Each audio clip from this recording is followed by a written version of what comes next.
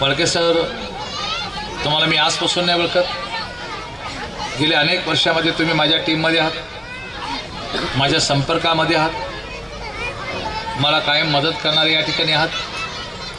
त्यामुळं जेव्हा केव्हा तुम्हाला गरज भासते त्यावेळेस तुम्ही माझ्या पाठीमागं उभा राहता आणि मी तुमच्या पाठीमागं खंबीरपणे या ठिकाणी उभा राहतो.